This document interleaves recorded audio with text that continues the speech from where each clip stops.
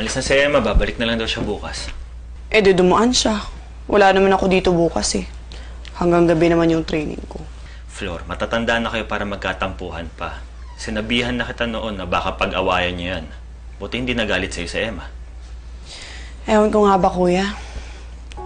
Pero ang lakas ng hinala ko eh. Tsaka hindi ako naniniwala dun sa kaibigan ni Rome na wala siyang babae. Utot niya.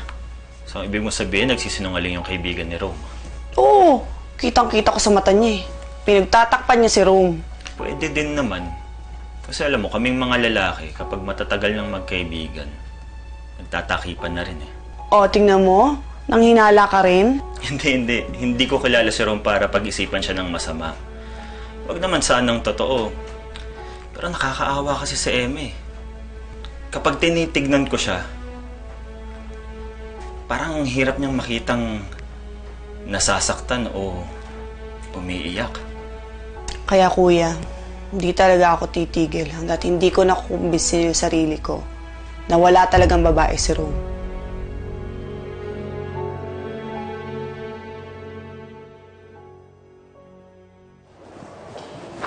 Guys, pasok na tayo sa conference. Magre-resume na po tayo.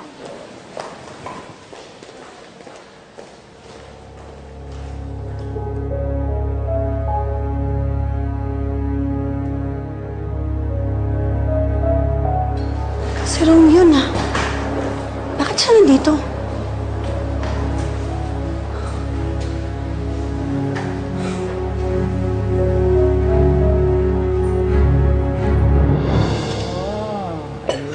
Masarap to ah. Aba, syempre masarap magluto ang anak ko. Anak, kain ka na dito. Naku, Nay, hinihintay na rin po ako ni Austin. Pinagluto ko lang naman po talaga kayo. Bata Sige ka. po. Sige, anak. Una na ako. Oh, alis ka na? Opo. Anong Lourdes? Pinom mo na akong tubig. Thank you. Kapatawag si Flor. Wait lang. Hello, Bes. Di ka na ba galit sa akin? Hindi naman ako galit sa'yo. Pero Emma, alam mo ba kung nasan si Rome? May sinabi ba siya sa'yo? Bukas pa daw yung dating ng flight galing California. Eh kung sabihin ko kaya sa'yo na nandito siya sa hotel kung saan kami nagsiseminar, maniniwala ka kaya sa akin? Ano na naman yan? Totoo na talaga to. Teka lang ha, kukuhanan ko siya ng picture tapos isisend ko sa'yo sa Viber.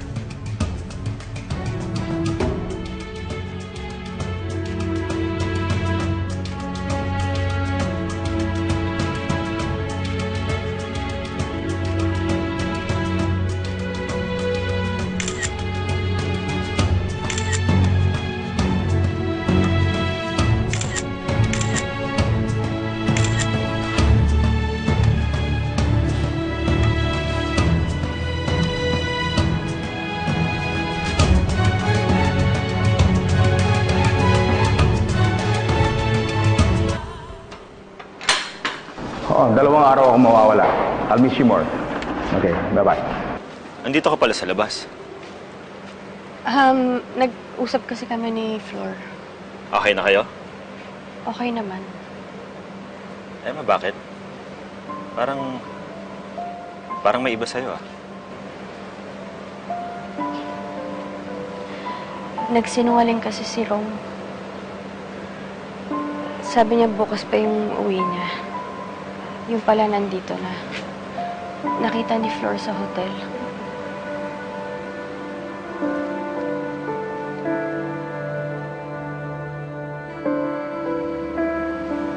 Hindi ko nga alam kung anong iisipin ko eh.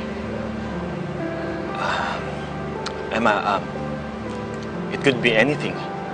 Huwag mo munang pangunahan. Tsaka, huwag mong isipin kung ano man yung sinasabi sa'yo ni Flor.